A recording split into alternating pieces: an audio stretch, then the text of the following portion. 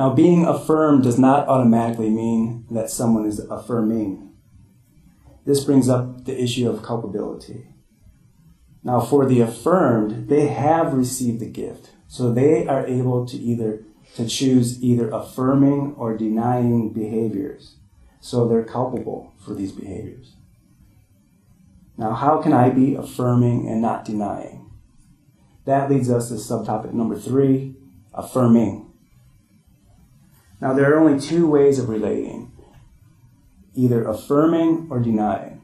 When someone claims to be neutral on in their opinion, that's actually a denial because they're not checking in.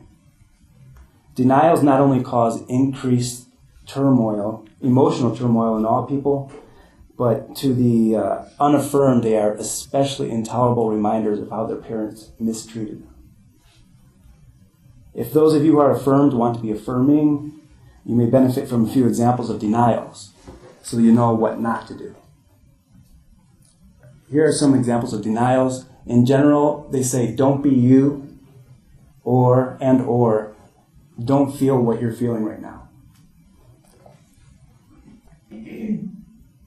I, in quotes, accept you, but secretly hope you will change to become more like me. I am threatened by your difference. I focus on your weaknesses and failures.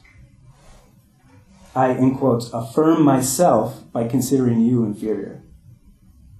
I ignore you. I offer unwarranted and tactless criticisms. And with that, I add premature advice that wasn't asked for. I am not grateful to you for what you've done, as in, oh, you shouldn't have done that. And here are some more statements. Get ready. Stop crying. Get a grip on yourself. And here are 2 of the most unaffirming words in the world. Cheer up. Because the person is currently sad, and maybe they want you to be sad with them. Along with that, look at the bright side. Or, don't get so hot-headed over it. In which the person always says in a really hot way, don't they?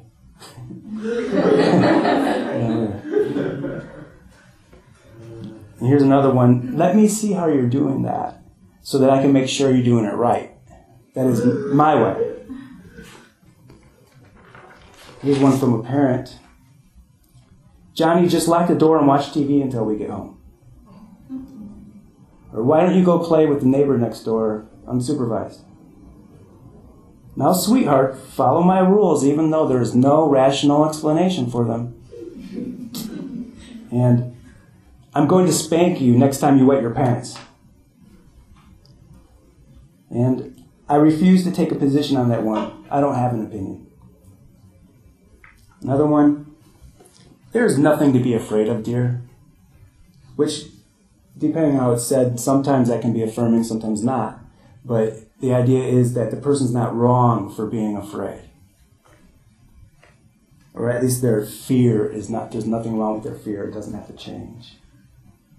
Another one. I'm going to give you advice on how to live your life. Now, even though you didn't ask for it. Even though I haven't listened to you and I don't get the whole picture yet. This has happened, this past week? Right? I'm going to let you mistreat me without saying anything because I don't want to hurt your feelings. Now, that stops others from being able to grow, which is a denial. Susie, I'll let you do whatever it is you want to do, even if it is not in your best interest. Son, go ahead and do whatever feels good now, even when it will deprive you of true love in the future.